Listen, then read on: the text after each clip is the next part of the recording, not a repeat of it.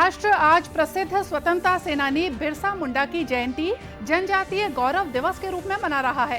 प्रधानमंत्री ने रांची में बिरसा मुंडा संग्रहालय का वर्चुअल उद्घाटन किया।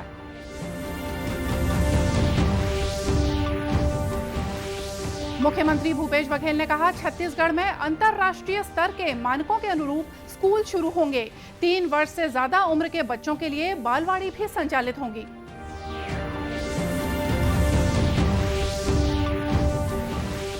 देश में अब तक 112 करोड़ 34 लाख से ज्यादा कोविड टीके लगाए जा चुके हैं।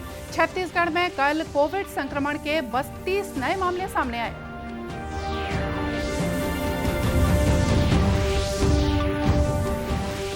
देवउठनी एकादशी के पर्व पर बाजारों में सुबह से देखी जा रही है रौनक। आज से शुरू हो जाएंगे सभी मांगलिक कार्य।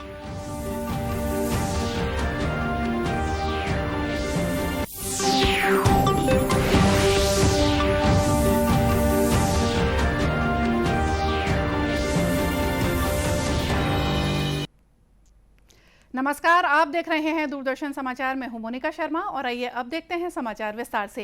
राष्ट्र आज प्रसिद्ध स्वतंत्रता सेनानी बिरसा मुंडा की जयंती जनजातीय गौरव दिवस के रूप में मना रहा है। देश भर में जनजातीय समुदाय बिरसा मुंडा को भगवान के रूप में मानते हैं। प्रधानमंत्री नरेंद्र मोदी ने बिरसा मुंडा की जयंती पर आज नई दिल्ली में संसद भवन परिसर में उनकी प्रतिमा पर पुष्पांजलि अर्पित की। लोकसभा अध्यक्ष ओम बिरला, अल्पसंख्यक मामलों के मंत्री मुख्तार अब्बास नकवी, संसदीय कार्य राज्य मंत्री अर्जुन राम मेघवाल और अन्य गणमान्य व्यक्तियों ने भी बिरसा मुंडा की प्रतिमा पर पुष्पांजलि अर्पित की। बाद में प्रधानमंत्री ने रांची में बिरसा मुंडा स्वतंत्रता सेनानी संग्रहालय का वर्चुअल माध्यम से उद्घाटन किया। इस मौके पर उन्होंने कहा कि देश के जनजातीय स्वतंत्रता सेनानियों ने अस्मिता और आत्मनिर्भरता के सिद्धांतों पर आधारित एक प्रगतिशील भारत की कल्पना की थी। श्री मोदी ने सभी से भारतीय गौरव और विरासत को बढ़ाने का आग्रह किया।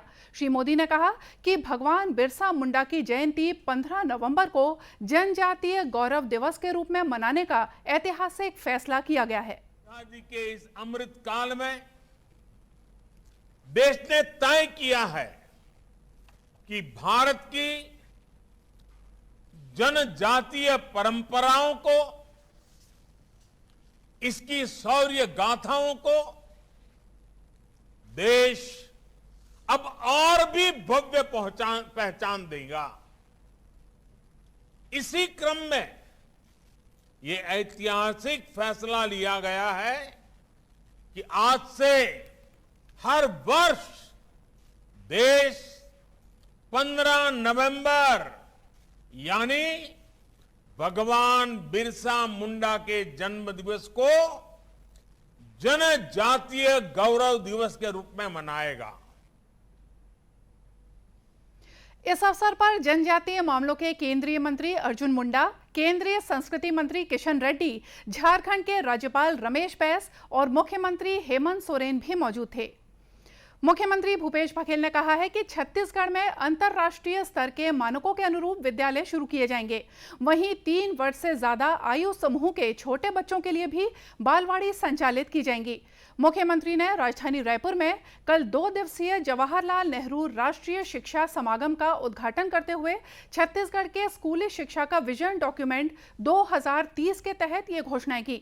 उन्होंने कहा कि 3 वर्ष से अधिक आयु समूह के छोटे बच्चों को बालवाड़ी में पूर्व प्राथमिक शिक्षा दी जाएगी और कक्षा 9वीं से 12वीं के विद्यार्थियों को रोजगारोन्मुखी शिक्षा दी जाएगी, ताकि बच्चे अपनी पढ़ाई के साथ साथ किसी विधा विशेष में हुनर अर्जित कर सकें।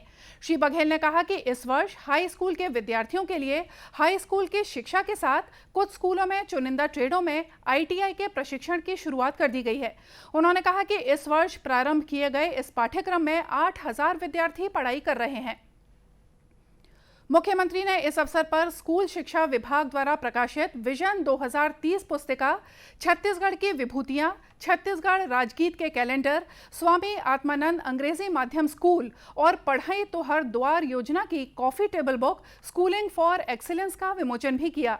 कार्यक्रम की अध्यक्षता करते हुए स्कूल शिक्षा मंत्री डॉक्टर प्रेमसाय सिंह टेकाम ने कहा कि छत्तीसगढ़ में बच्चों की शिक्षा को बेहतर बनाने के लिए छत्तीसगढ़ के निर्माण के बाद पहली बार शिक्षा समागम का आयोजन किया जा रहा है। इस समागम में 27 राज्यों से आए प्रतिनिधियों से छत्तीसगढ़ को भी काफी कुछ सीखने का अवसर मिलेगा।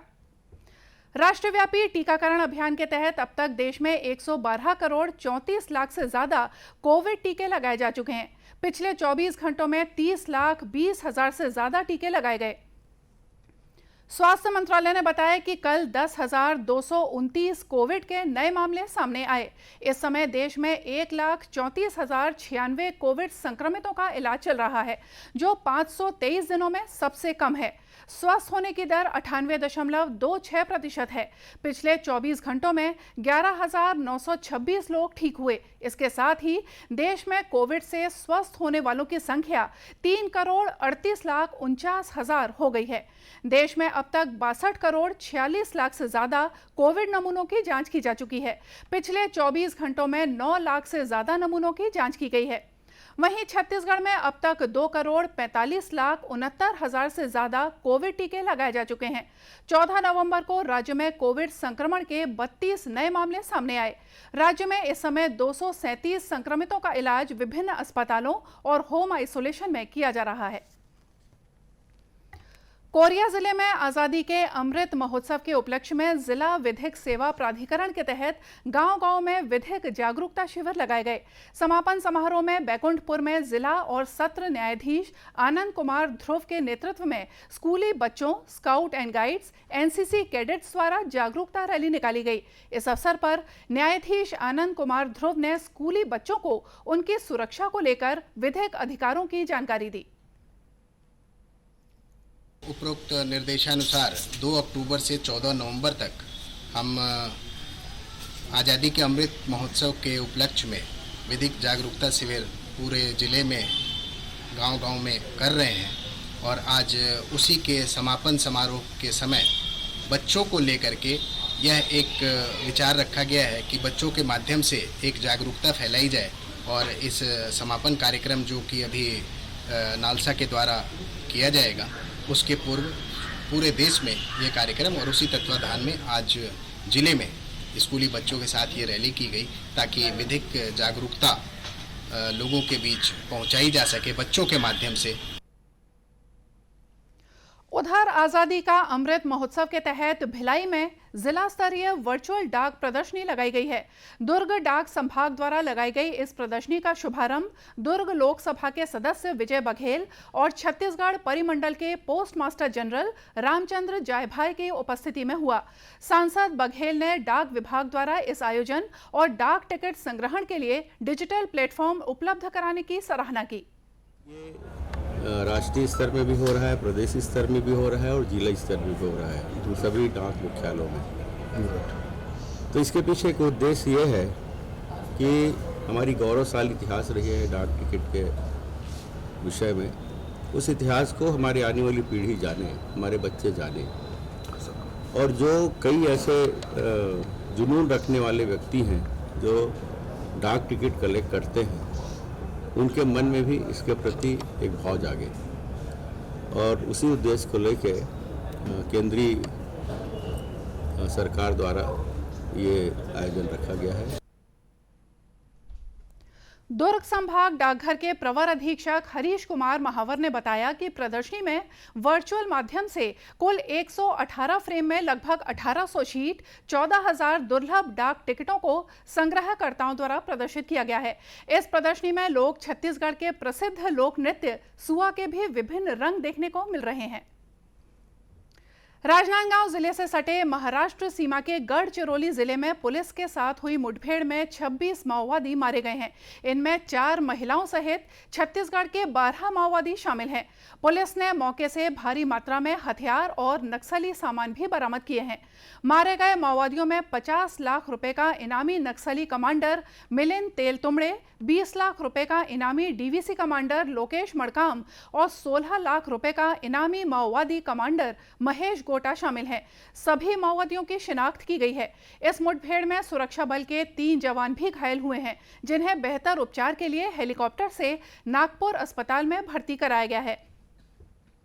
गढ़चिरौली के एसपी अंकित गोयल ने मीडिया को बताया कि शनिवार की सुबह जिले के 11 पट्टी के धनोरा के घने जंगलों में माओवादियों की मौजूदगी की सूचना मिलने के बाद C-60 कमांडोज की एक टीम को मौके के लिए रवाना किया गया था।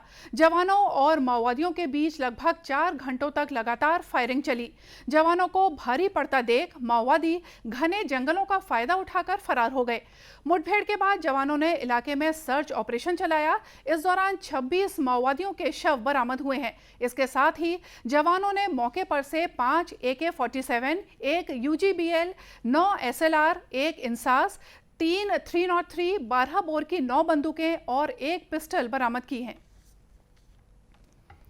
कार्तिक मास के शुक्ल पक्ष में मनाया जाने वाला पर्व देवउठनी एकादशी आज पूरे हर्षोल्लास के साथ मनाया जा रहा है। इसी के साथ आज से शादियों के लिए भी शुभ मुहूर्त शुरू हो गए हैं। आज से तप और नियम संयम से रहने का चातुर्मास भी खत्म होता है। छत्तीसगढ़ में आज के दिन को छोटी दीपावली भी कहा जाता है। देवउठनी एकादशी को लेकर बाजारों में भी काफी रौनक देखने को मिली। इस दिन गन्ने का मंडप बनाकर भगवान विष्णु के शालिग्राम रूप के साथ तुलसी विवाह करने की मान्यता है। इसे देखते हुए भिलाई में भी गन्ने की बम्पर आवक देखने को मिल रही है और लोगों ने जमकर खरीदारी भी की। इसके अलावा चौक चौराहों पर लगी दुकानों में पूजा में सामान होने वाली सामग्रियों की भी जमकर बिक्री हुई है। इनमें गेंदा फूल, सिंघाड़ा, जाम, कांदा, चना भाजी, कमल फूल आदि शामिल हैं। इस दौरान मंदिरों में भी जाकर लोगों ने विशेष पूजा अर्चना की। भिलाई के पावर हाउस स्थित राज राजेश्वरी मंदिर के पुजारी पंडित अजायब लाल द्विवेदी ने बताया कि भारतीय संस्कृति में एकादशी का विशेष महत्व होता है और आज शालिग्राम और तुलसी विवाह के साथ ही रुके हुए सभी मांगलिक कार्य प्रारंभ हो जाते हैं।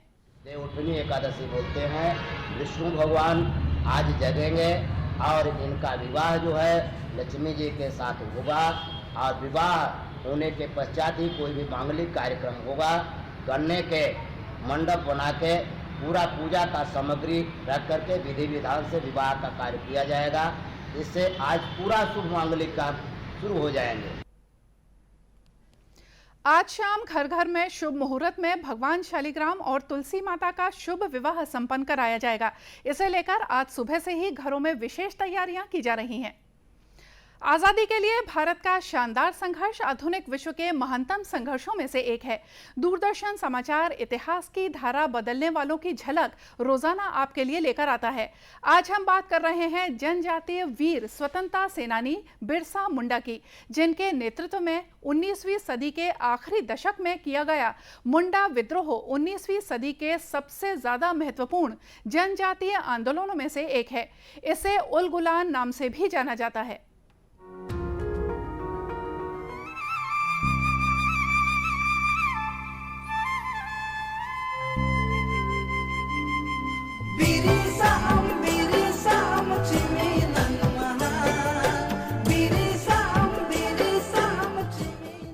आज निडर स्वाधीनता सेनानी और आदिवासी नायक बिरसा मुंडा की जयंती है। उनका जन्म 15 नवंबर 1875 को मौजूदा झारखंड के खूंटी जिले के उलिहातू गांव में हुआ था। बिरसा छोटा नागपुर क्षेत्र की मुंडा जनजाति से थे। उन्हें प्रेम से धरती अब्बा कहा जाता था। उन्होंने अपने अनुयायियों को जनजातीय जड़ों की तरफ लौटने और अपनी परंपराओं का पालन करने के लिए प्रोत्साहित किया। बिरसा को विश्वास था कि स्वशासन ही जनजातीय अधिकारों की रक्षा करने का एकमात्र रास्ता है। उन्होंने अबवा राज सितेरे जना, महारानी राज तुंडू जना का नारा दिया था, जिसका मतलब है आओ महारानी का शासन समाप्त करें और अपना शासन कायम करें। ये नारा उस समय बहुत लोकप्रिय हुआ, जिसने बिरसा की गुरिल्ला सेना को संगठित करने और छोटा नागपुर क्षेत्र के विभिन्न भागों में ब्रिटिश सेना पर हमले करने में सहायता की।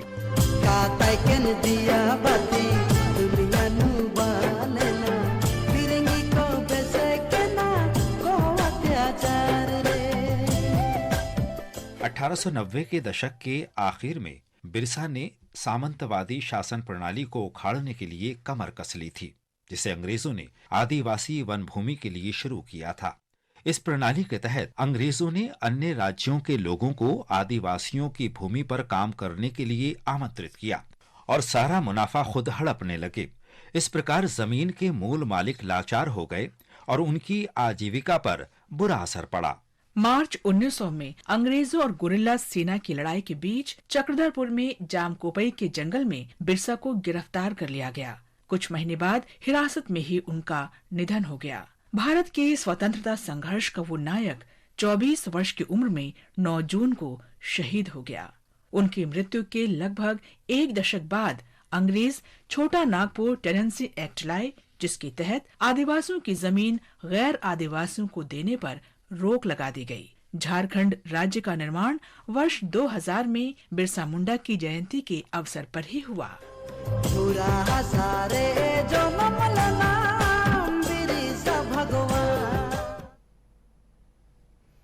दूरदर्शन केंद्र रायपुर से प्रसारित होने वाले प्रादेशिक समाचार को आप YouTube पर भी देख सकते हैं। हमारे YouTube channel Chhattisgarh DD news पर प्रादेशिक समाचार उपलब्ध रहेगा। YouTube चैनल का लिंक और QR कोड आप स्क्रीन पर देख सकते हैं। अपने एंड्रॉयड फोन से QR कोड स्कैन कर आप छत्तीसगढ़ DD न्यूज लिंक पर जा सकते हैं। इसके अलावा छत्तीसगढ़ DD न्यूज फेसबुक और ट्विटर पर भी उपलब्ध है। और इसी के साथ ये समाचार बुलेटिन यहीं समाप्त हुआ। नमस्कार।